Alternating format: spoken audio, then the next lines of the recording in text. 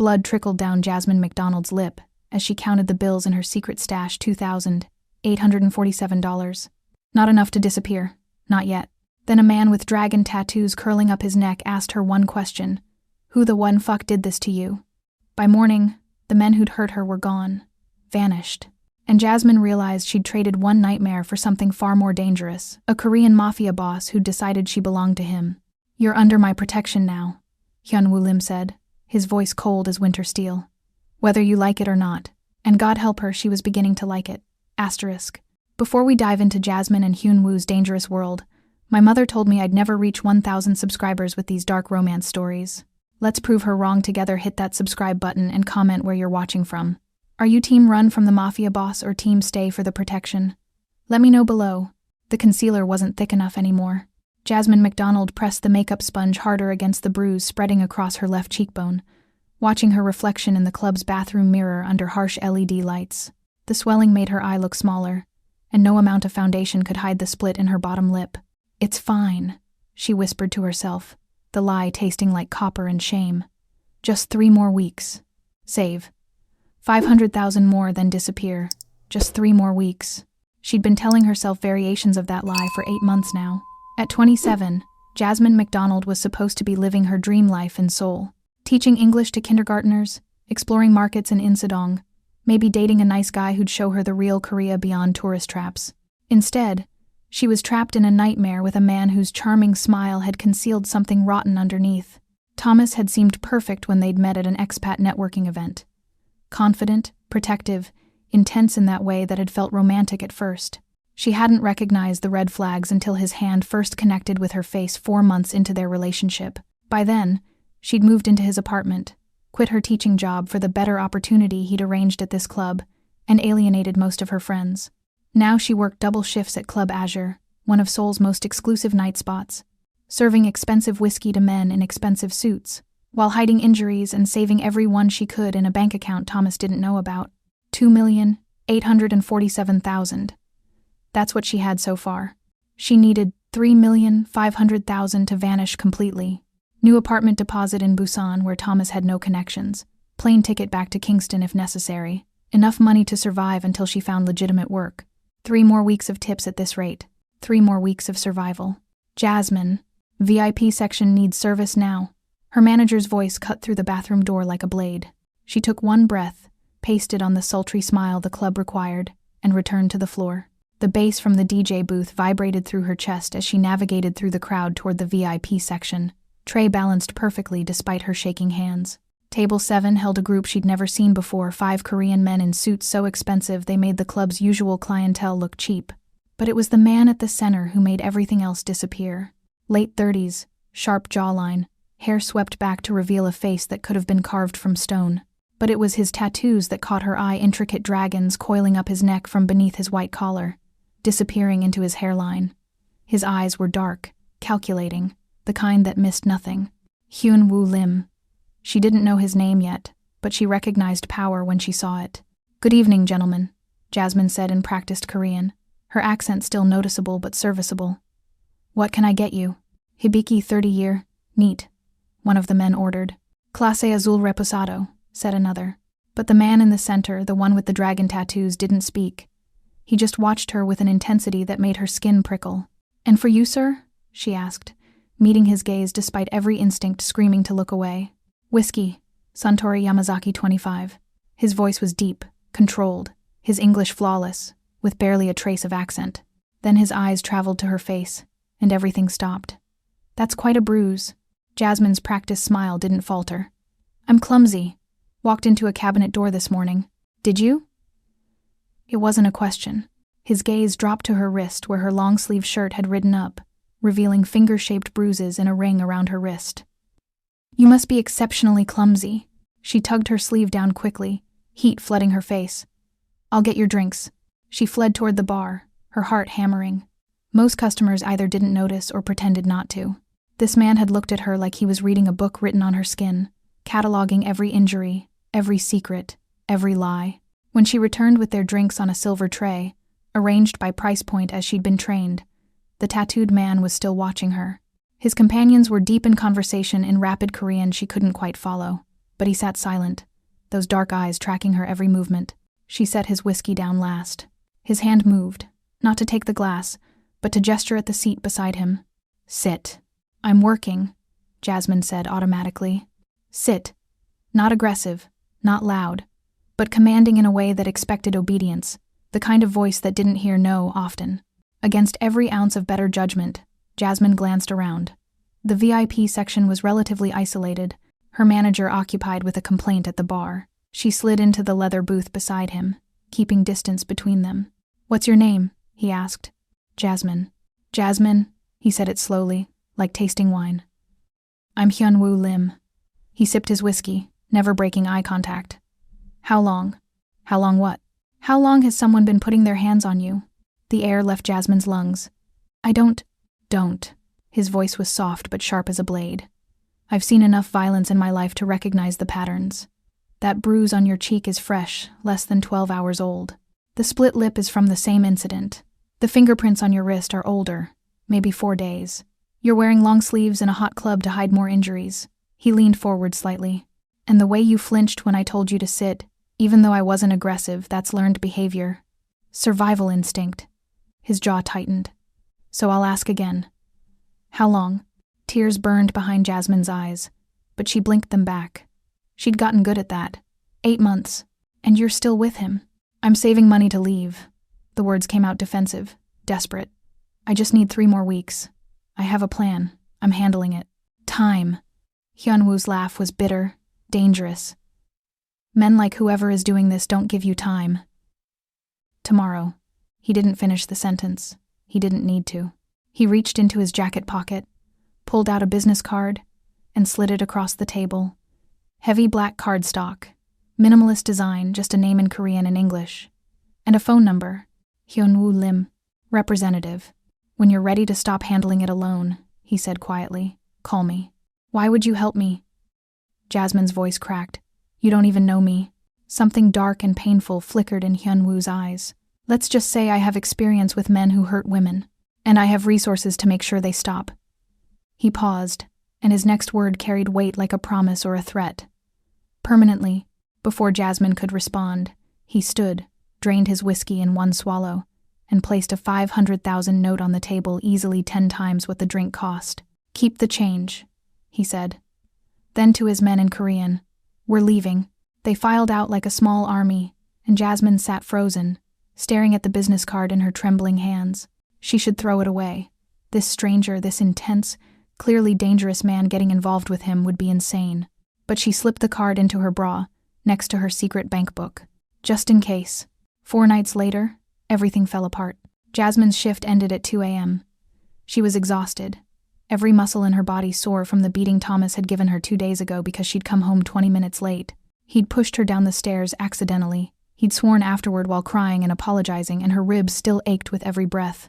She was walking to the bus stop, the Seoul streets strangely quiet for a Friday night, when she heard the footsteps behind her. Multiplacets.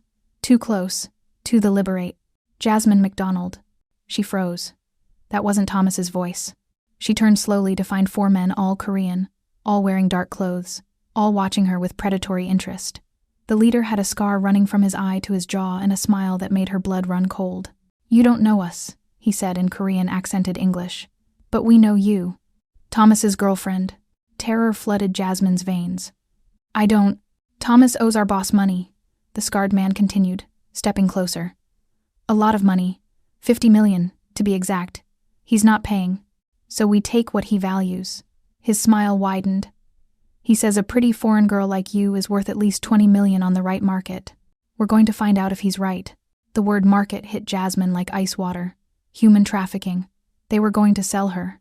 Thomas's debts have nothing to do with me, she said, voice shaking, backing away. I'm leaving him. Don't care. Another man moved to flank her, cutting off escape. Your currency now. They advanced. Jasmine backed up until she hit a wall, her mind screaming. She was going to die. Or worse. All because Thomas had gotten involved with loan sharks. A black Mercedes S-Class pulled up to the curb so fast it made the men jump back. The tires screeched. The driver's door flew open, and Hyun-woo Lim stepped out. He looked different than he had at the club. Still in an expensive suit, midnight blue this time, but there was something lethal in his posture now. Something barely contained in the way he moved. The dragon tattoo on his neck seemed to writhe in the streetlight. "Gentlemen," he said in Korean, voice calm as still water. Then switched to English. "You're in my territory. Explain yourselves." The scarred man recovered quickly, puffing his chest. "This doesn't concern you, Limsi. The girl's boyfriend owes our boss. You're threatening a woman under my protection," Hyun-woo interrupted, his voice dropping to something cold and deadly. "That concerns me very much." "Your protection?" The scarred man laughed. "Since when?" "Since now." Hyun-woo took 3 steps forward, and suddenly the 4 men didn't look so confident. "Walk away. Don't come back. And tell whoever sent you that Thomas's debts are now transferred to me. The woman is off limits. Permanently. Our boss won't. Your boss is Park Jin-seong, correct?" Hyun-woo smiled, and it was terrifying. "Call him. Right now. Tell him Hyun-woo Lim is claiming the girl and assuming the debt. See what he says." The scarred man hesitated, then pulled out his phone. A rapid conversation in Korean followed, most of which Jasmine couldn't track. But she caught Lim Hyun-woo and Young Seo-heo, "Forgive us," and saw the blood drain from the scarred man's face. He hung up. "We're leaving. The debt is yours. The girl is yours." "Wise choice." Hyun-woo's voice was soft. "If I see any of you near her again, I'll personally deliver your heads to your boss in a box. Understood?" They practically ran. Hyun-woo turned to Jasmine, and his expression softened fractionally. "Get in the car." "I don't." Jasmine's voice failed her. Her entire body was shaking. "Jasmine." He said her name like a command and a plea. "Get in the car. Please." She got in the car. Hyun-woo's penthouse occupied the entire top floor of one of Gangnam's most exclusive buildings. The kind with facial recognition entry, private elevator access, and security that looked ex-military. Jasmine stood frozen in the massive living room, taking it all in. Floor-to-ceiling windows overlooked Seoul's glittering skyline, the city sprawling beneath them like a circuit board of lights. The interior was all clean lines and dark elegance, black marble floors. Minimalist furniture that probably cost more than a year of her salary. Abstract art on the walls that she recognized from a museum visit months ago. Real art, not prints. Originals. 2 men in dark suits flanked the entrance, eyes forward, expressionless. Not bodyguards, soldiers. That's what they looked like, what they probably were. "Sit," Hyun-woo said, gentler this time, gesturing to a leather sofa that looked like it had never been used. "I'm calling a doctor." "I don't need." "You need a doctor." His tone left no room for argument. He pulled out his phone, spoke rapid Korean into it. Jasmine caught "emergency," "woman," and "discreet." She lowered herself onto the sofa, every muscle tense. Her hands wouldn't stop shaking. The adrenaline from the attack was wearing off, leaving her hollowed out and terrified. Not of Hyun-woo, or at least, not only of him but of everything. Her entire life had just imploded in the span of 20 minutes. Thomas's loan sharks knew where she worked. They knew her name. They'd been planning to sell her like merchandise. And this man, this dangerous, tattooed stranger, had just claimed her as his own. Paid her debts. Made her his responsibility. His property? "You're safe here," Hyun-woo said, as if reading her thoughts. He'd moved to the bar, was pouring amber liquid into 2 crystal glasses. "No one comes into this building without my permission. No one touches what's mine without consequences." "I'm not yours," Jasmine said automatically, though her voice shook. Hyun-woo turned, holding out one of the glasses. "Drink. It'll help with the shock." She took it because her hands needed something to hold. The whiskey burned going down good whiskey, the kind that probably cost more per shot than she made in a day.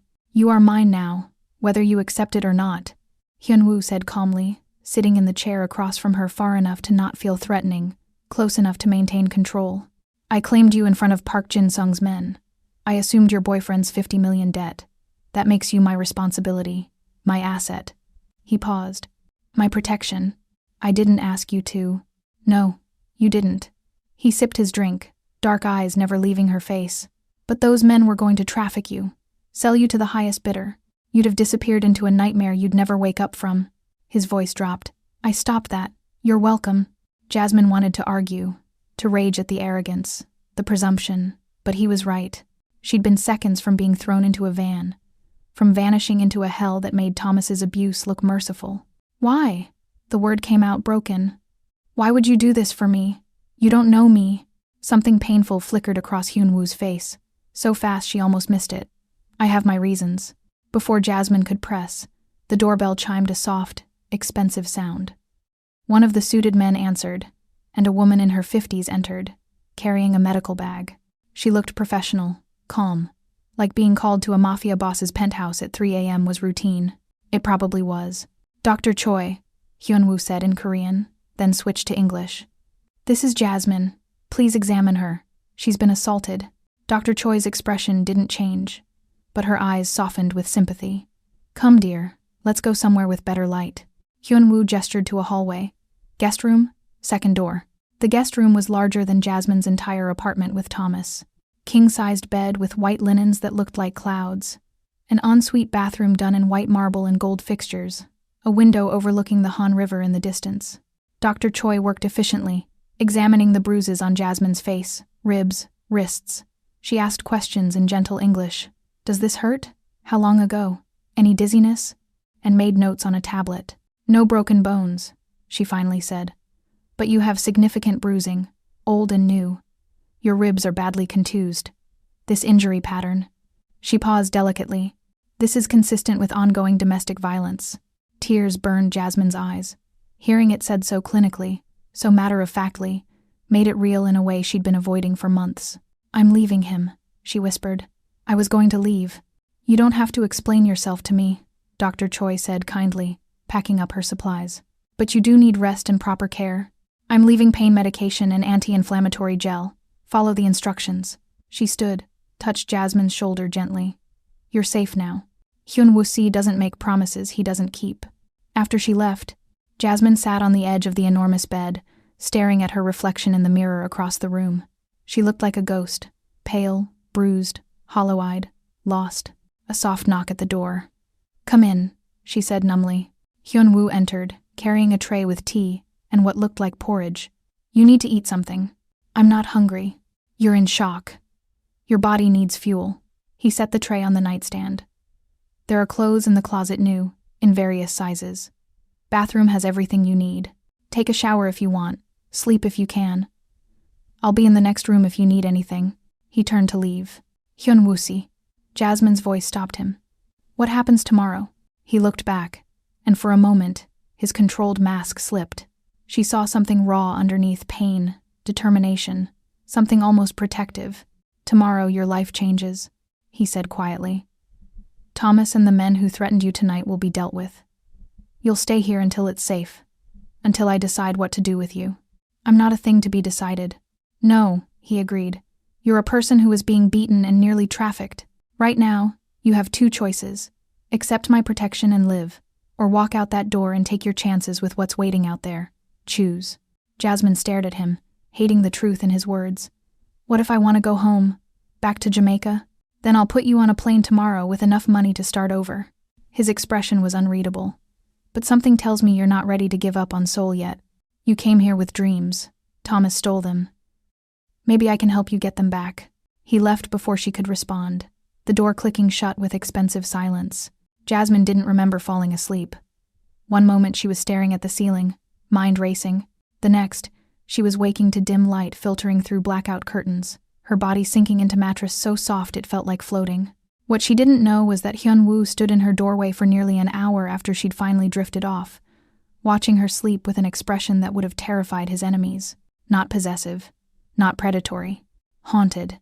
He'd made this same promise once before, to protect someone, to keep them safe from the monsters of his world. His sister, Minji, had been 23 when she'd met the man who would kill her.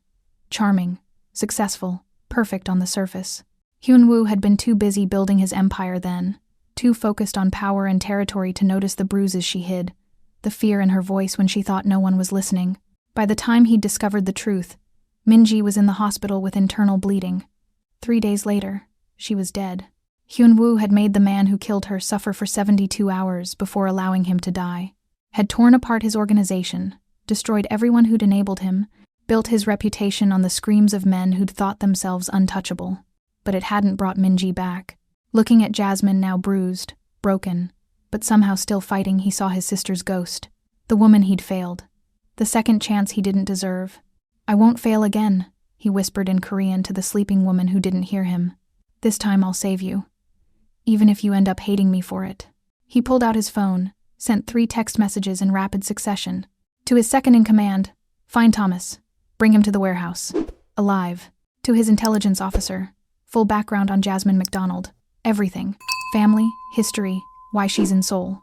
To his fixer, Park Jin-seong's men who touched her tonight. Names and locations by dawn. This was going to be personal. He took one last look at Jasmine, at the way her hand curled under her cheek like a child seeking comfort, and felt something crack in his chest. Something that had been frozen solid since Minji's funeral. He couldn't name it yet, didn't want to, but it felt dangerous. More dangerous than any rival gang, any business deal gone wrong. It felt like hope, and hope, in his world, was the deadliest weapon of all. Jasmine woke to sunlight streaming through floor-to-ceiling windows and the smell of coffee. Real coffee. Not the instant garbage she'd been drinking for months. For 3 blissful seconds, she didn't remember where she was. Then reality crashed back. The attack. The loan sharks. Hyunwoo Lim's black Mercedes and even blacker promise. You're mine now. She sat up too quickly, her bruised ribs screaming in protest. The guest room looked even more surreal in daylight, all that white and gold. The view of Seoul sprawling beneath her like she owned it instead of barely surviving in it. Her phone sat on the nightstand, plugged into a charger she didn't remember connecting. When she checked it, her stomach dropped. 47 missed calls from Thomas. 32 text messages that devolved from angry to panicked to terrified. The most recent was from 4:47 a.m. I am sorry, please, Jasmine. They're coming for me, please. Then nothing. Radio silence for the past 3 hours. Jasmine's hands shook as she scrolled through the messages. Whatever Hyunwoo had done last night, Thomas knew about it. And he was scared. Good. She should feel good about that. So why did her stomach churn with dread? She found clothes in the closet like Hyunwoo had promised, designer labels, multiple sizes, all with tags still attached. She chose the simplest option. Black jeans that fit perfectly, a soft gray sweater, underwear still in packaging that made her face burn because how did he know her size? The bathroom mirror showed her own face staring back, bruises vivid in the morning light, but the swelling around her eye had gone down. Dr. Choi's medication must have worked overnight. She looked less like a victim now and more like a survivor. She wasn't sure which was more dangerous. Following the smell of coffee, Jasmine found her way to the main living area. Hyunwoo stood on the balcony, a phone pressed to his ear, speaking rapid Korean. He'd changed from last night's suit into dark slacks and a white dress shirt, sleeves rolled to his elbows. The dragon tattoo coiled up his forearm too, she realized. Not just his neck. The ink disappeared under the fabric, and she found herself wondering how far the tattoos went. Stop it. This man is dangerous. He's not a fantasy. He ended the call, turned, and his eyes found her immediately. You're awake. Good. There's breakfast. He gestured to the dining table, where someone, not him, one of the silent men probably had laid out a spread. Rice, soup, grilled fish, banchan, and somehow a plate of fried dumplings and toast, Korean and Western options. I wasn't sure what you'd prefer, Hyunwoo said, reading her expression. Where's Thomas? Jasmine asked instead of sitting. Hyunwoo poured himself coffee from a French press, his movements controlled and precise. Gone. Gone where? Does it matter? He met her eyes over the rim of his cup. He can't hurt you anymore. Something cold slithered down Jasmine's spine. What did you do? I kept my promise. His voice was flat, emotionless. Thomas is no longer in Seoul. The 4 men who tried to traffic you last night are no longer in Seoul. You're safe. That's all you need to know. That's not all I need to know. Jasmine's voice rose despite herself. You can't just make people disappear. I can. 2 words. Simple. Terrifying in their certainty. I did. And I'll do it again if anyone else threatens you. Jasmine stared at him, really seeing him for the first time in daylight. The expensive clothes, the military precision in how he moved, the absolute authority in his voice. The 2 men stationed at the door like sentries. The fact that he'd made 5 men vanish overnight with a few phone calls. Who are you? She whispered. Really? Hyunwoo studied her for a long moment, then set down his coffee. Sit. Eat. Then I'll show you. I don't want... Jasmine. Her name on his tongue was a command and a caress. Sit. She sat.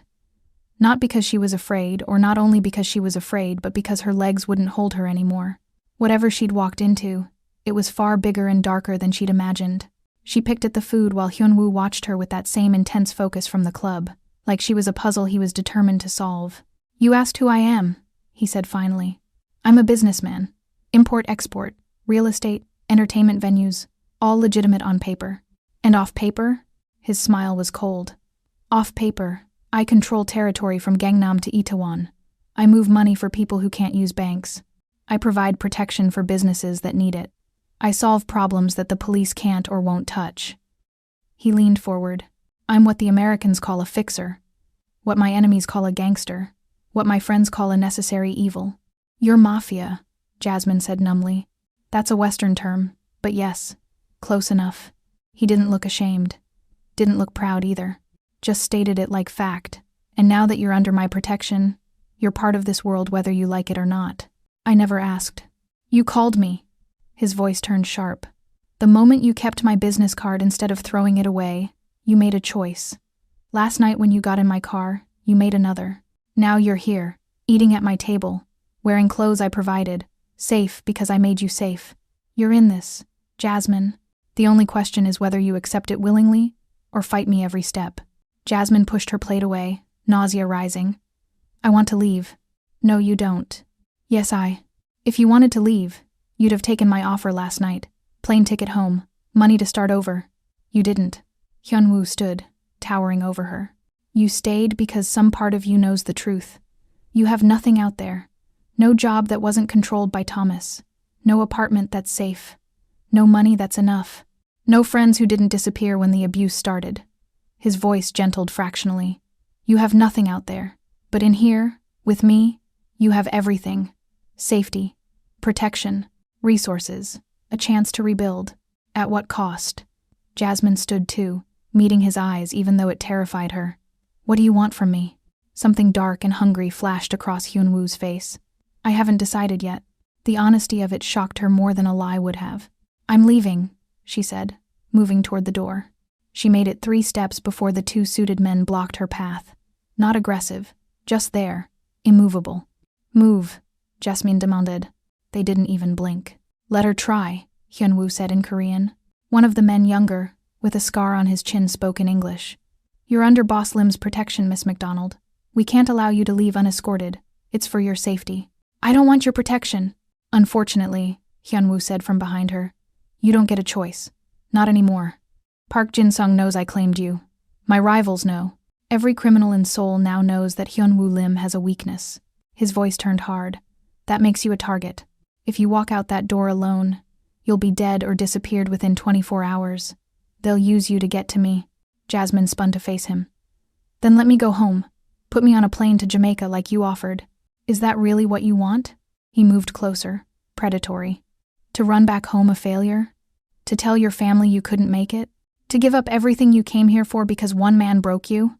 Thomas didn't break me, she hissed. No, Hyunwoo agreed.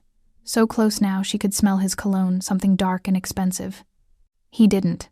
That's why you're still standing here fighting me instead of cowering. That's why I'm offering you a choice most people never get. He tilted his head. Stay. Let me teach you how my world works. Learn to navigate it. Use it. You're smart, Jasmine. I saw that the moment we met. You survived 8 months of hell and still had the strength to save yourself. That's rare. That's valuable. You want to use me, she realized. I want to give you power, he corrected. Real power. The kind that makes sure no one ever puts their hands on you again. The kind that makes men like Thomas irrelevant. His eyes burned into hers. Stay. 6 months. Learn from me. Then decide if you want to walk away. If you do, I'll let you go with enough money to start any life you want. But if you stay, he paused. If you stay, you become part of something bigger than survival. Jasmine's heart hammered against her ribs. This was insane. Staying with a mafia boss, learning his world, becoming complicit in whatever darkness he operated in. But he was right about one thing. She had nothing out there. And in here, terrifying as it was, she felt more alive than she had in months. 6 months, she heard herself say. Then I decide. Hyunwoo's smile was slow, dangerous, victorious. 6 months, he agreed. Welcome to the Empire, Jasmine McDonald. 3 weeks into her 6-month deal, Jasmine McDonald sat in Hyunwoo Lim's private office, learning how to read a man's fear. Watch his hands, Hyunwoo said quietly, standing behind her as they observed the security monitor. On screen, a restaurant owner sat across from one of Hyunwoo's collectors, sweat beading on his forehead. See how he keeps touching his neck? That's a self-soothing gesture. He's lying about the revenue. Jasmine leaned forward, studying the nervous man on the screen. He said business was down 30%. Business is up 40%. He's skimming protection money, hoping I won't notice. Hyun-woo's voice held no anger, just cold assessment. The question is whether he's stupid or desperate. Does it matter? Always. He moved around the desk, elegant in a charcoal suit that probably cost more than her old monthly rent. Stupid men make the same mistakes repeatedly. Desperate men can be redirected. You have to know which you're dealing with to choose the right response. This was her life now. Mornings spent learning the geography of Seoul's criminal territories. Afternoons watching Hyun-woo conduct business legitimate and otherwise. Evenings dining with him in restaurants where everyone knew his name and no one dared meet his eyes. He was teaching her his world, like it was an MBA program in darkness. And God help her, she was good at it. He's desperate, Jasmine said finally. Look at his shoes. Worn down at the heels but recently polished. His watch is expensive but outdated inherited, probably. And he keeps glancing at his phone. Someone's waiting for an answer. Medical emergency, maybe. Or debt. Hyun-woo's expression shifted, something like approval flickering in his dark eyes. Very good. His daughter needs surgery. 15 million won he doesn't have. He pulled out his phone, sent a text. I'm covering the hospital bill. He'll pay me back through legitimate work. Jasmine blinked. That's surprisingly merciful. It's strategic. But his voice had softened. Mercy creates loyalty. Fear creates obedience. Both have their uses, but loyalty lasts longer. He studied her. You're learning fast. Faster than I expected. I've had practice reading dangerous men, Jasmine said, the old bitterness creeping into her voice. Thomas taught me to recognize the signs before the fist came. Hyun-woo's jaw tightened. Thomas is teaching English to elementary students in a village 6 hours from here. Monitored. Contained. If he ever sets foot in Seoul again. I know. She did know. Hyun-woo had shown her the surveillance photos, the reports, proof that Thomas was alive but neutered. It should have felt like closure.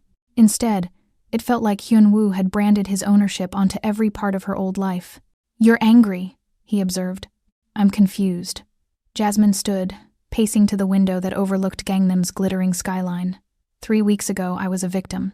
Now I'm sitting in a Mafia office learning to spot liars and calculate leverage. I'm eating 200,000 won dinners while you teach me which politicians are on your payroll. She pressed her palms against the cool glass. I'm becoming someone I don't recognize. You're becoming someone who can't be broken again, Hyun-woo said quietly. There's a difference. Is there? She turned to face him. Or am I just trading one cage for another? Thomas controlled me with fists. You control me with protection. Either way, I'm not free. Something dangerous flashed in Hyun-woo's eyes. He crossed the space between them in 3 strides, crowding her against the window. Not threatening, intense. You think you're not free? His voice was low, controlled fury. I gave you choice. 6 months, then decide. I've given you resources, education, safety.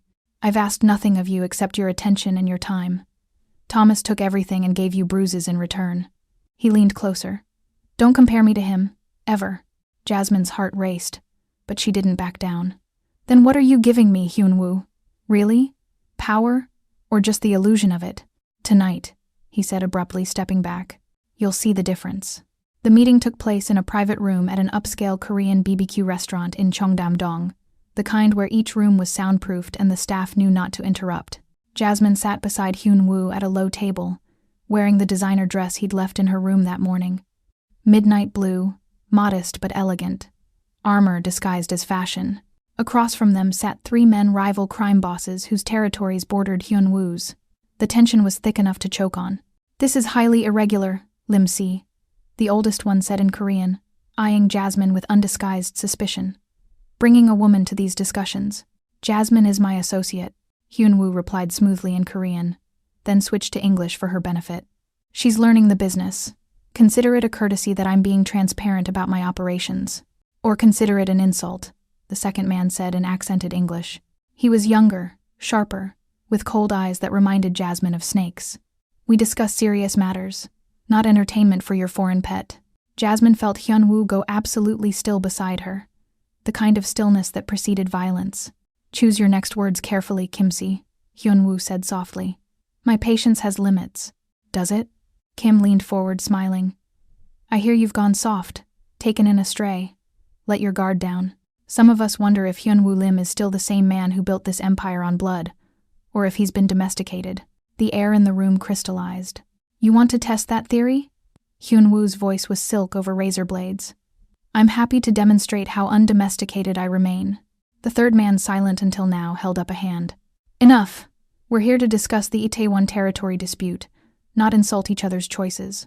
But Kim wasn't finished. His eyes slid to Jasmine, assessing and dismissive. Although I am curious what makes this one special. She's pretty enough, but hardly worth the attention you've shown her. Unless, his smile turned cruel, unless she's particularly skilled in other areas. Perhaps you'd be willing to share, as a gesture of goodwill between partners. Jasmine opened her mouth to respond, but Hyunwoo moved first. He didn't stand, didn't raise his voice, simply pulled a knife from somewhere inside his jacket and slammed it through Kim's hand into the wooden table, pinning it there. Kim screamed. I told you, Hyunwoo said conversationally, as blood pooled around the blade, to choose your words carefully. You insisted on testing me. Consider this a lesson. He tilted his head. Jasmine is under my protection. She is not entertainment. She is not a pet. She is not to be discussed, propositioned, or disrespected. The next man who forgets this loses more than a hand. Understood? The older boss nodded slowly. The third man raised his hands in surrender. Kim just whimpered, trying to pull his hand free. Good. Hyunwoo pulled out a handkerchief, wiped the blood from his fingers with meticulous care. Now, about Itaewon. I propose a division along the main boulevard. 20% of revenue from both sides goes into a shared fund for territorial disputes. Any objections? They discussed business for another 30 minutes while Kim's hand remained pinned to the table, blood dripping onto the floor. No one called for help. No one even acknowledged it. This was Hyunwoo's power. Absolute, terrifying. And he'd used it for her. In the car afterward, Jasmine stared at her hands, trying to process what she'd witnessed. You're quiet, Hyunwoo observed. You stabbed a man through the hand. Her voice sounded distant, even to herself. Yes, at a business dinner. He disrespected you. And me, by extension. Hyunwoo's tone suggested this was perfectly reasonable. In my world, disrespect has consequences. Immediate, violent, memorable. You did it for me, Jasmine said slowly. Because he insulted me. Yes. She turned to face him. Does that make me complicit? In the violence? In what you are? Hyunwoo studied her for a long moment. Do you feel complicit? I don't know what I feel. Jasmine's voice cracked. I should be horrified, disgusted, should want to run. But instead, I felt... She stopped herself. What? Hyunwoo leaned closer. What did you feel? Protected, she whispered. Powerful. Like for the first time in my life, someone saw me as valuable enough to defend without hesitation. Without calculation. Just defended me. You are valuable, Hyunwoo said quietly. More than you know. Their eyes met in the darkness of the car, city lights sliding across his face, and Jasmine realized the truth. She wasn't becoming like him. She was becoming his equal, and that was far more dangerous than anything she'd survived before. 6 weeks into her new life, Jasmine made a mistake. She went out alone.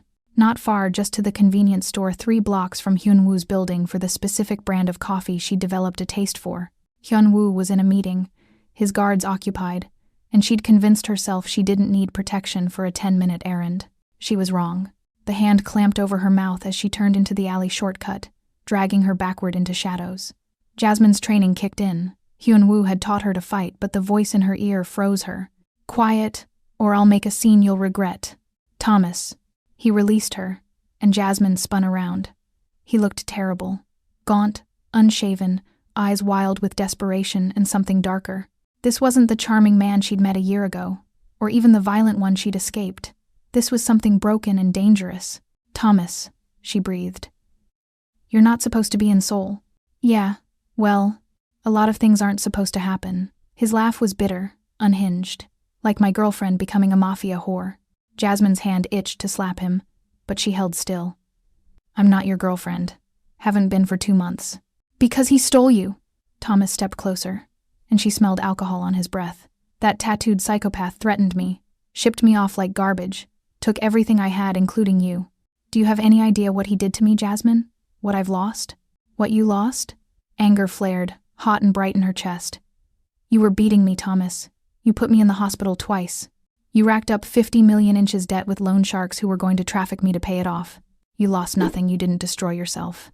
I was going to fix it. His voice cracked. I had a plan. I just needed more time. You had 8 months, Jasmine said coldly, surprised by her own steadiness. 8 months to stop hitting me, to get help, to be the man you pretended to be. You chose violence every single time. Thomas's expression twisted. And he's different? Your Mafia boyfriend? He's a killer, Jasmine. A monster. At least I only hurt you when I lost control. He hurts people because it's Tuesday. He's never hurt me, Jasmine said quietly. Not once. Yet. Thomas grabbed her arm, not violently, but desperately. Jasmine, please. Come with me. Leave him. We can go somewhere he can't find us. Malaysia, Thailand, anywhere. I've changed, I swear. I'll get help. No. She pulled her arm free. I'm not going anywhere with you. Ever. His face darkened. You think you have a choice? You think he'll just let you walk away when he's bored? Men like him don't release their toys, Jasmine. They break them. I'm not his toy. Then what are you? Thomas snarled. His student? His partner? Don't be naive. You're a possession. A pretty thing he's keeping because it suits him. The moment you stop being useful, that's enough. The voice came from the alley entrance. Hyun-woo stood silhouetted against the streetlight, perfectly still, hands in his pockets. He looked almost casual. Almost. Step away from her, Hyun-woo said in Korean, then English. Now. Thomas's bravado crumbled. I was just talking to her. That's not illegal. You violated the terms of your relocation. Hyun-woo moved forward with predatory grace. You're not supposed to be within 100 kilometers of Seoul.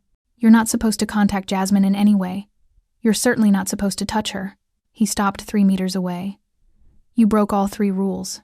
That requires correction. I'm leaving. Thomas backed toward the opposite end of the alley. You'll never see me again. I promise. You promised before, Hyun-woo said softly. In the warehouse. When my men broke your ribs and you begged for mercy, you promised you'd stay away, that you'd disappear, that you'd never speak her name again. His smile was terrible. I'm starting to think you don't keep your word, Thomas. Please, Thomas's voice broke. I just wanted to see her one more time, to apologize. You wanted to take her back, Hyun-woo corrected. To manipulate her with guilt and fear, to make her doubt herself and me, to drag her back into the cage you built. He glanced at Jasmine. Did it work? No, Jasmine said, surprised by the certainty in her voice. Hyun-woo nodded, then pulled out his phone. I'm calling my men. They'll take you back to your village. But this time, the accommodations won't be comfortable. This time, you'll understand what happens when you test me. What does that mean? Thomas's eyes went wild with panic. It means you'll spend the next 6 months in a room thinking about your choices, Hyun-woo said calmly. Not free, not imprisoned. Somewhere in between. Somewhere you'll learn that some lines you don't cross. His voice dropped to something deadly. And you'll never think of Jasmine McDonald again without remembering the consequences. 2 black cars pulled up. 4 men emerged, efficient and silent. Wait, no, Jasmine, please.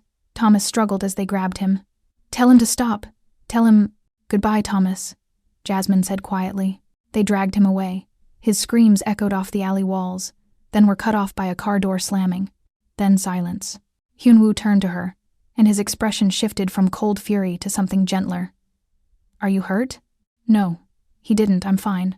But she was shaking, adrenaline finally hitting.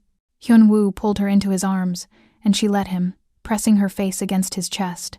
He smelled like expensive cologne and something uniquely him, safety and danger combined.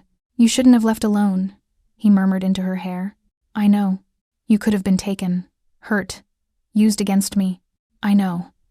She pulled back to look at him. What are you going to do to him? Nothing permanent, Hyun-woo said. He'll live, he'll be intact, but he'll never forget what happens when he threatens what's mine. What's mine? The possessiveness should have bothered her. Instead, it settled something in her chest. I'm becoming like you, Jasmine whispered. I watched you threaten him and felt satisfied, powerful. I wanted you to hurt him. Does that scare you? Yes, she met his eyes. But not as much as it should.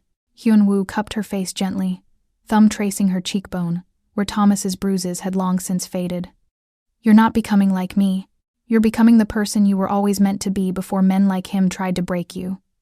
Strong, unafraid, mine.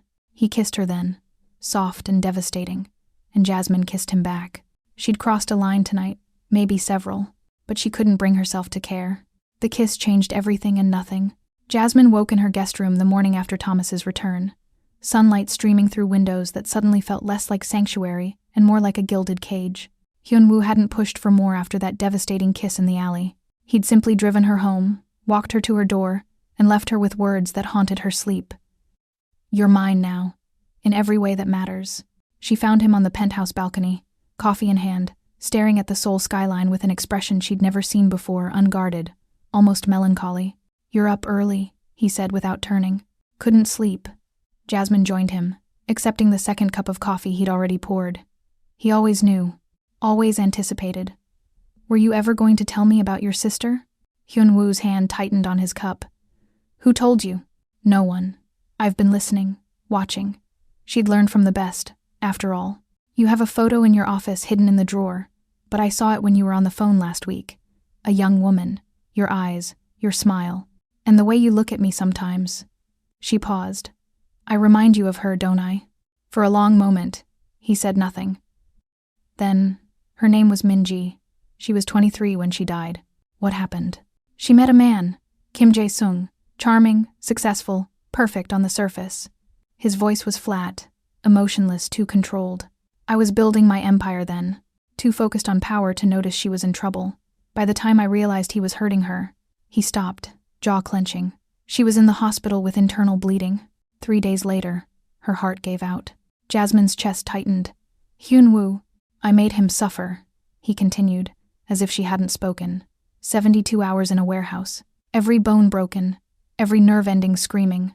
I wanted him to feel every ounce of pain he'd inflicted on her multiplied by 1,000. His eyes met hers, and they were hollow. It didn't bring her back. Nothing I did brought her back. That's why you saved me, Jasmine said softly. I'm your second chance. No. He turned to face her fully. At first, maybe. When I saw your bruises at the club, I saw Minji. Saw my failure. But now, he reached out, tucked a strand of hair behind her ear with surprising gentleness. Now you're not my redemption, Jasmine. You're my obsession. The word should have terrified her. Instead, heat flooded her veins. What does that mean? It means I think about you every moment you're not in my sight, Hyunwoo said quietly. It means I've stationed guards on every route you might take because the thought of someone touching you makes me want to burn the city down. It means, he stopped himself, something dangerous flickering in his eyes. It means you're no longer safe from me. You said you'd never hurt me. I won't. His thumb traced her jawline. But I might consume you, possess you, make it impossible for you to leave even when your 6 months are up. He leaned closer. Is that better or worse than violence, Jasmine? She should pull away, should remember that this man was dangerous, that his protection came with chains she couldn't see yet, but she kissed him instead. That afternoon, Hyunwoo's men moved Jasmine's belongings from the guest room to the master suite. She stood in the doorway, watching them work with military efficiency, and felt the trap closing. I didn't agree to this, she said when Hyunwoo appeared beside her. You kissed me, he replied simply. Twice. That was agreement enough. That's not how consent works. You're right. He turned to his men, spoke in Korean. They immediately stopped, stepped back. Then to Jasmine. Do you want them to move your things back? She hesitated. The guest room was beautiful, safe, isolated. The master suite was his space, his territory, his bed. Sharing it meant crossing another line, accepting another level of his claim. She trailed off, searching for the right words. Be honest, Hyunwoo said quietly. Not with me, with yourself. Do you want to sleep alone tonight? Wake up alone? Or do you want to wake up next to someone who'd kill for you without hesitation? That's manipulation, Jasmine said, but her voice lacked conviction. It's truth. He stepped closer, his presence overwhelming. I'm not a good man, Jasmine. I've never pretended to be. I'm possessive, controlling, dangerous. But I'm yours if you want me. Completely, unconditionally, obsessively. His dark eyes burned into hers. The question is whether you're brave enough to want me back. She should say no. Should demand space, boundaries, sanity. Keep moving my things. She heard herself tell the guards. Hyun-woo's smile was triumphant and tender all at once. That night, Jasmine explored the master suite properly. Hyun-woo was in a late meeting, giving her space to adjust.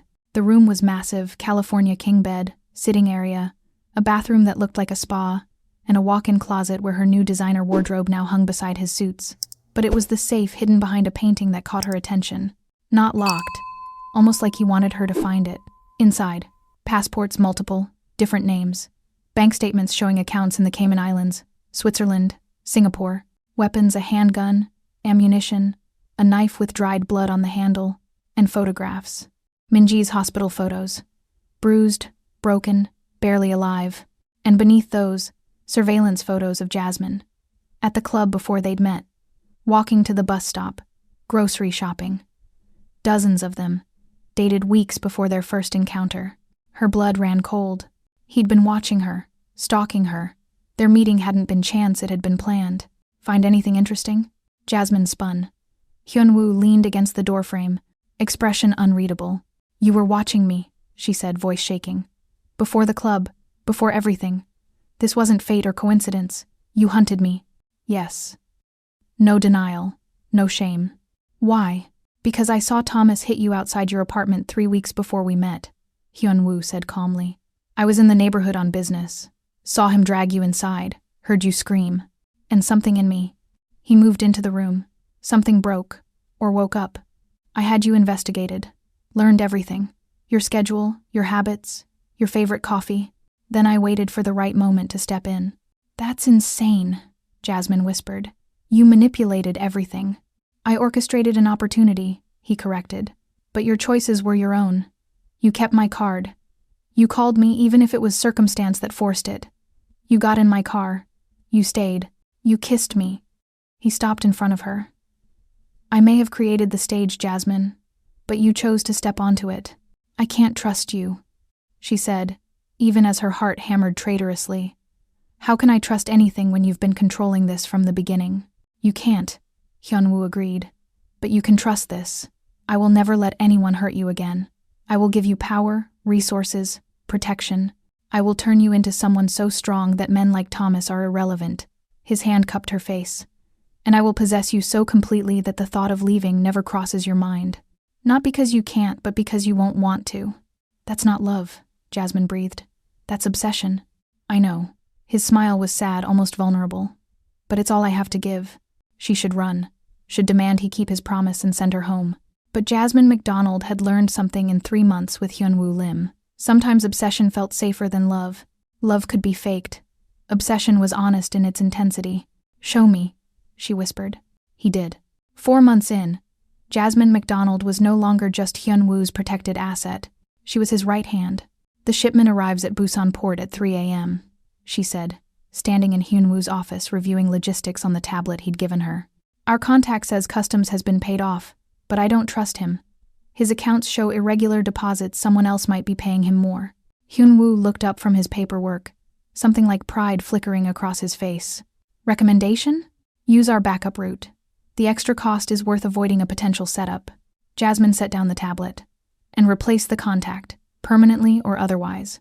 Otherwise, Hyun-woo decided. Fear is a better teacher than death sometimes. He stood, moved around the desk. You've come far, Jasmine McDonald. From waitress to strategist in 4 months. I had a good teacher. She let him pull her close, his arms circling her waist. Or a terrible influence, depending on perspective. Both, he admitted, pressing a kiss to her temple. I have a meeting with Jin-soo tonight. Territory discussion. I want you there. Jin-soo Park. Hyun-woo's second-in-command for 7 years. Loyal enforcer.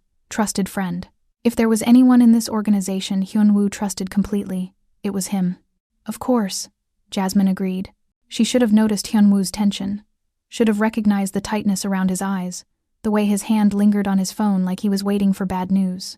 But she'd grown comfortable. Confident. Complacent. The meeting location was an abandoned warehouse in Incheon, neutral ground for sensitive discussions. Jasmine arrived with Hyun-woo in his Mercedes, 2 security cars flanking them. Something feels wrong, she murmured as they pulled up to the rusted building. Jin-soo chose the location, Hyun-woo said, but his hand moved to the gun at his hip. Stay close to me. They entered together. The warehouse was dark except for a single hanging light in the center, illuminating a table, 2 chairs, and Jinsu Park standing with his back to them. "Jinsu, ah," Hyunwoo called in Korean. "You're being dramatic with the ambiance." Jinsu turned, and Jasmine's blood froze. He wasn't alone. 6 men emerged from the shadows, not Hyunwoo's. Armed. "I'm sorry, Hyungnim," Jinsu said, and he actually looked regretful. "But they made me an offer I couldn't refuse." "How much?" Hyunwoo's voice was eerily calm. 5 billion. And guaranteed territory in Busan when you're gone. Jinsu's jaw tightened. "You've gotten weak, Hyunwoo. Distracted. Everyone sees it. The foreign woman has made you vulnerable." Before Hyunwoo could respond, 2 men grabbed Jasmine, wrenching her away from him. "Don't hurt her," Hyunwoo said, his voice deadly quiet. "Whatever this is, she's not part of it." "That's where you're wrong." A new voice. A man stepped from the shadows, older. Expensive suit. Cruel smile. Jasmine recognized him from intelligence briefings. Choi Sung-min, head of the Busan Syndicate, Hyunwoo's primary rival. "She's exactly the point. You've built an empire on fear and respect, Limsi. But love? Love makes you weak. Exploitable." "Jasmine has nothing to do with business," Hyunwoo said, but his eyes tracked her, calculating distances, odds. "She has everything to do with it," Choi countered. "Your men whisper that you'd burn the city for her, that she's your weakness. So here's my offer. Sign over your Gangnam and Itaewon territories. Retire, disappear, and the girl lives. And if I refuse?" Choi's smile widened. "Then we find out if she screams as beautifully as she looks." Jasmine felt cold metal press against her temple. A gun. Hyunwoo's mask finally cracked. Pure rage flashed across his face, the kind that had built his reputation on blood and broken bones. "You have 5 seconds to remove that gun from her head," he said softly, "before I show you why people fear my name." "You're outnumbered," Jinsu said. 7-1. The warehouse lights exploded. Darkness, gunfire, chaos. Jasmine felt the gun leave her temple, heard bodies hitting the floor, the wet sound of blades finding flesh. Someone screamed. Someone else begged in Korean. Then silence. The emergency lights flickered on, dim and red. Hyunwoo stood in the center of carnage. 4 of Choi's men dead, 2 disarmed and kneeling, Jinsu on the ground, bleeding from his shoulder, and Choi himself held at gunpoint by Min-jae, Hyunwoo's head of security, who'd apparently been waiting in the shadows all along. "Did you really think," Hyunwoo said conversationally, wiping blood from a knife, "that I didn't know about the betrayal? That I haven't had Jinsu under surveillance for 3 weeks since his bank accounts showed irregular deposits?" He moved toward his former second-in-command. "I brought Jasmine here specifically so you'd reveal your full hand. Show me who else was involved." "You used me as bait?" Jasmine's voice shook, fear and fury mixed. "I had 20 men positioned in this warehouse before we arrived," Hyunwoo said, not looking at her. "You were never in real danger, but they needed to believe you were." He crouched beside Jinsu. 7 years of loyalty, erased for money. "You chose her over us." Jinsu spat blood. "Over your brothers, over everything we built. For what? A foreign woman who'll leave the moment she sees who you really are?" Hyunwoo stood, aimed his gun with practiced precision, and fired. Once, Jinsu's scream echoed off warehouse walls as the bullet shattered his kneecap. "That's for the betrayal," Hyunwoo said, then fired again. The other knee. "That's for threatening her." "Hyunwoo," Jasmine stepped forward, but Min-jae held her back. "You want to see who I really am?" Hyunwoo's voice rose, addressing Jinsu but speaking to her. "I'm the man who built this empire on the bones of men who underestimated me, who turned Seoul's underworld into my kingdom through blood and brutality, who doesn't forgive betrayal, who doesn't show mercy." He turned to face Jasmine finally, and his eyes were wild, desperate. "I'm the monster everyone fears, the nightmare that makes grown men weep. And yes, I'd burn this entire city to ash before letting anyone take you from me." He gestured to Min-jae. "Get her out of here." "No," Jasmine said firmly. "If I'm your weakness, if I'm the reason for this, then I stay." Hyunwoo's control wavered. "You don't want to see." "I've seen enough," she interrupted, moving to him despite Min-jae's protest. "I've watched you threaten men, hurt them. I've planned operations that put people in danger. I'm already complicit, Hyunwoo. So finish this. With me here. No more protecting me from who you are." Something broke in his expression. "I'm terrified," he confessed, so quietly only she could hear. "That one day you'll look at me like Jinsu does right now, like I'm a monster, That this, he gestured to the blood, the bodies, will be too much. That I'll lose you not to violence or kidnapping, but to your own disgust. Jasmine took his blood-stained hand in hers. Then stop trying to hide it from me. Stop manipulating and controlling. If you want me to stay, let me choose you with full knowledge of who you are. This is who I am, Hyunwoo said. This violence, this darkness. I know, she squeezed his hand. Finish it, then take me home. He did. The attack came 3 days after the warehouse. Jasmine was in Hyunwoo's office reviewing shipment manifests when Min-jae burst through the door, blood streaming from a cut above his eye. Boss, it's Kang, he gasped in Korean, then English for Jasmine's benefit. Kang Dae-jung. He's taken half our men. He's demanding. The lights cut out. Emergency generators kicked in, bathing everything in red. Gunfire erupted somewhere below them, the penthouse's ground floor. Hyunwoo was across the room instantly, pulling Jasmine to her feet. The panic room, he commanded. Now. But the door exploded inward before they could move. 4 men in tactical gear swarmed in professionals, not street thugs. They moved with military precision, and Jasmine recognized their leader immediately, Kang Dae-jung, Hyunwoo's logistics coordinator. The man who managed shipments, payoffs, territories. Trusted for 5 years. At every major meeting, privy to every secret. I'm sorry it came to this, Hyungnim, Kang said, his pistol trained on Hyunwoo. But Jinsu was right. You've gone soft. The Empire is vulnerable. Jinsu is dead, Hyunwoo said coldly. I know. I was his partner. Kang smiled without humor. His mistake was thinking Choi Sung-min would honor a deal. My mistake was trusting Jinsu's plan. But I've learned. This time I'm taking what I want directly. 2 men grabbed Jasmine. She fought Hyunwoo had taught her well, got an elbow into one's throat, a knee into another's groin. But the third hit her with a taser. And electricity turned her muscles to water. Jasmine! Hyunwoo lunged forward, but Kang's gun pressed against his forehead stopped him. Don't, Kang warned. She dies if you move, and you know I mean it. Hyunwoo's hand slowly raised, his face a mask of barely controlled rage. What do you want? Everything. Kang gestured, and his men dragged Jasmine toward the door. Transfer the accounts, sign over the territories, dissolve the organization. You get 24 hours. Then I contact you with proof of life and wire instructions. His smile turned cruel. Choose wrong, and I send her back to you in pieces. Kang, Min-jae started, but Kang's men fired. 3 shots, Min-jae crumpled. 24 hours, Hyunwoo si, Kang said, backing toward the exit. Empire or woman? Choose wisely. They dragged Jasmine out. The last thing she saw was Hyunwoo's face, absolute murder written in every line. Jasmine woke in a basement that smelled of mold and blood. Her wrists were zip-tied to a metal chair, her head pounding from where they'd hit her during transport. Kang sat across from her, cleaning his gun with methodical precision. You're awake. Good. He didn't look up. I was beginning to worry I'd hit you too hard. Hyunwoo will kill you, Jasmine said, her voice hoarse. You know that, right?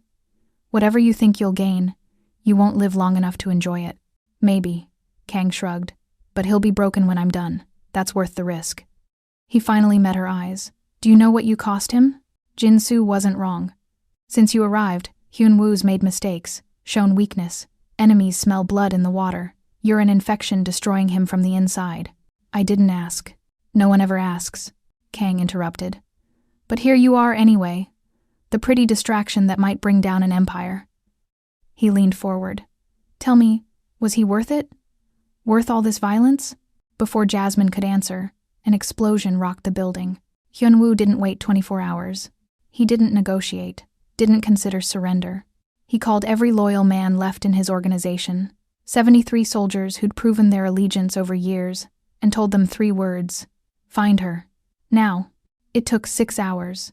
6 hours of Hyunwoo systematically tearing through Seoul's underworld, following the thin trail Kang had left. 6 hours of interrogations that turned men into broken, babbling sources.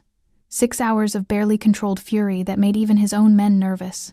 When they finally located the safe house in Seongdong-gu, Hyunwoo didn't send scouts, didn't plan carefully. He went in like an avenging angel, wrapped in violence and vengeance. The front door exploded. Flashbangs, smoke grenades. Then Hyunwoo and his men flooded in like a tide of retribution. The firefight was brief and brutal. Kang's men were good, But Hyunwoo fought like a man with nothing to lose and everything to reclaim. He took a bullet to the shoulder, didn't even slow down. Kicked in the basement door to find Kang holding a gun to Jasmine's head, his own men dead around him. "Stop!" Kang screamed. "I'll kill her! I swear I'll—" Hyunwoo shot him. Not a kill, shot the kneecap, precisely placed. Kang's gun clattered away as he collapsed. "Jasmine," Hyunwoo said, crossing to her in 3 strides. His hands were gentle as they cut her zip ties, his eyes wild as they searched her face.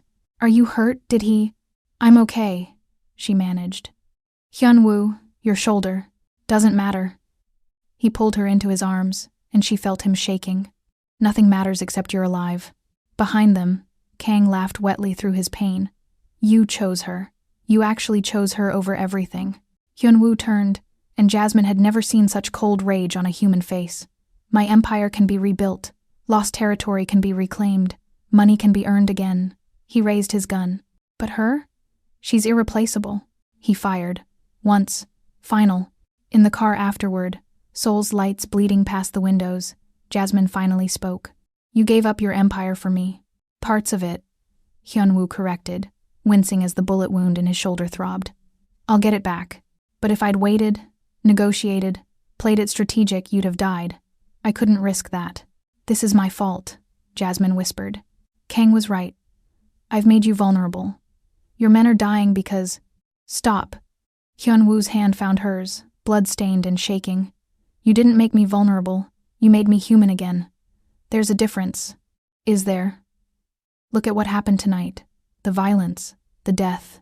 Would have happened regardless," he interrupted. "This world I built? It's held together by fear and power. Someone always wants more. Jin-soo, Kang, the next ambitious lieutenant. You didn't cause this, Jasmine. You just gave me a reason to fight harder. By becoming the thing they use against you," she said bitterly. "By becoming the thing I'd burn worlds to protect." He turned to face her fully, ignoring the pain it caused. "I love you. I should have said it before, but I was afraid the words would make it too real, too vulnerable. But tonight, I realized something. I'd rather be vulnerable with you than invincible without you." Tears burned Jasmine's eyes. "This is insane. We're insane." "Yes." He kissed her softly, desperately. "But are you leaving?" She thought about it, really thought about it. The violence, the danger, the blood on both their hands now. The empire built on darkness. The man who'd kill for her without hesitation. "No," Jasmine admitted. "I'm not leaving." "Then we survive this together," Hyunwoo said. "Empire, enemies, consequences, all of it. Together." Jasmine leaned into him, and they drove through Seoul's neon-lit streets toward whatever came next. The beach house was 3 hours south of Seoul, hidden on a rocky coastline where the East Sea crashed against cliffs with relentless fury. No guards, no staff. Just Hyunwoo and Jasmine and the weight of everything that had happened.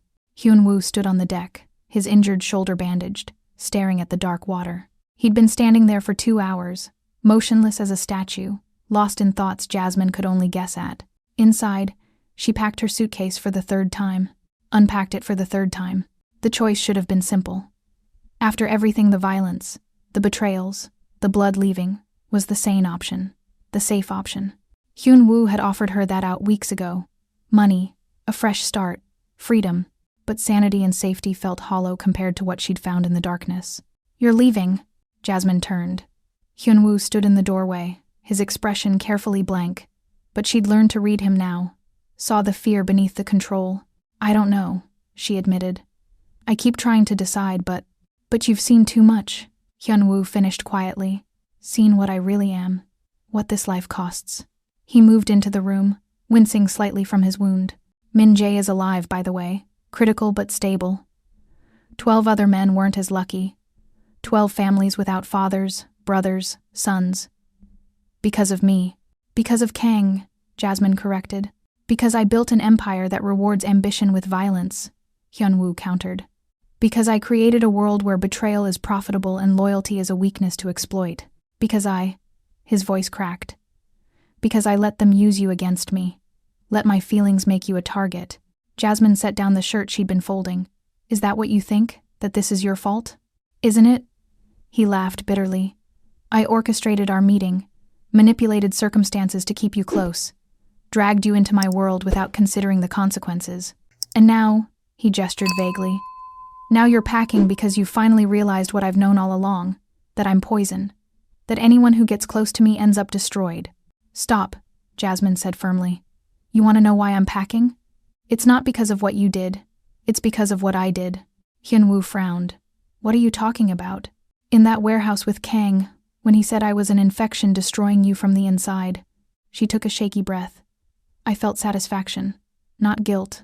Not horror. Satisfaction that I mattered enough to be a weakness. That I had power over you. She met his eyes.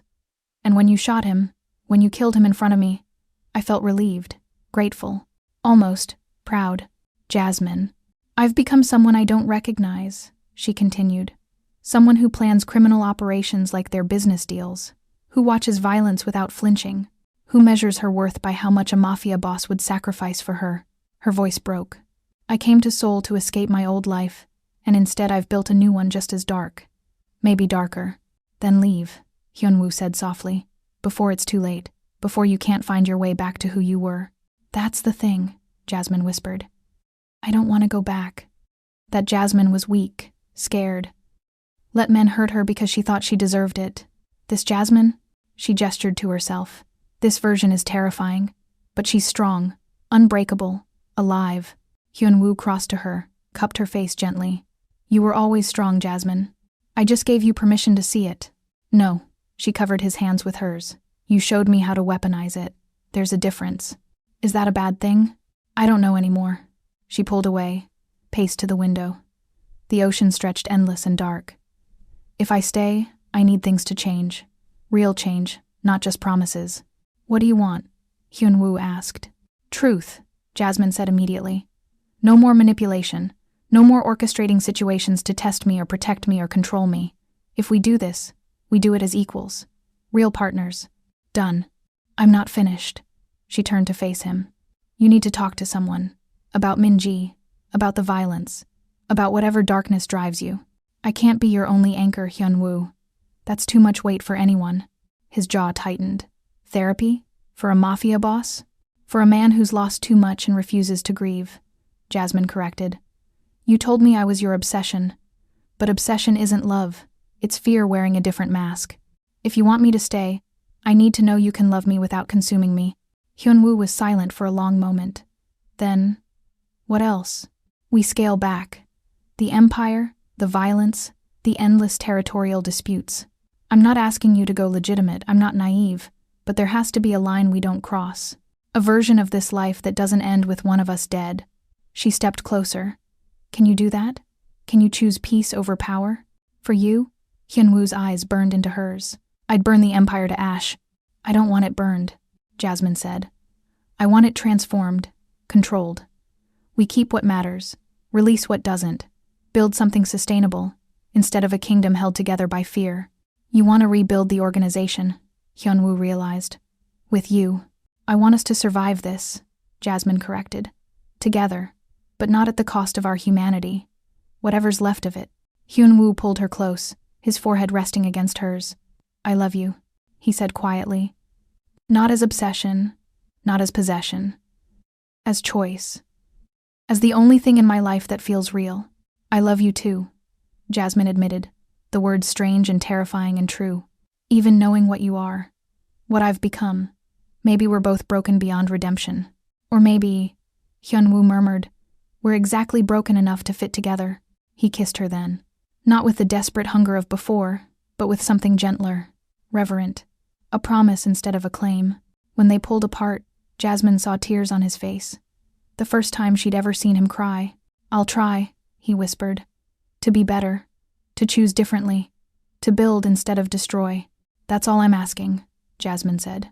They stood together as dawn broke over the East Sea, painting the sky in shades of pink and gold. The light felt like absolution neither of them deserved but both desperately needed. Somewhere in Seoul, Hyunwoo's empire smoldered, fractured but not broken. Enemies circled, allies reconsidered their loyalties. The consequences of violence rippled outward like stones in dark water. But here, in this moment, none of that mattered. By the morning, Hyunwoo Lim had nothing left but her, and for the first time, that was enough. That was just part 1 of Jasmine and Hyunwoo's dangerous love story. Want to know what happens when Hyunwoo's enemies discover his weakness? Click the next video on your screen right now. But first, help me hit 1,000 subscribers. My friend said these dark mafia romances would never work on YouTube. Let's prove them wrong. Subscribe, like, and comment more Hyunwoo if you want part 2 as soon as possible. Your support means everything. Now go click that next video, Jasmine's life depends on it.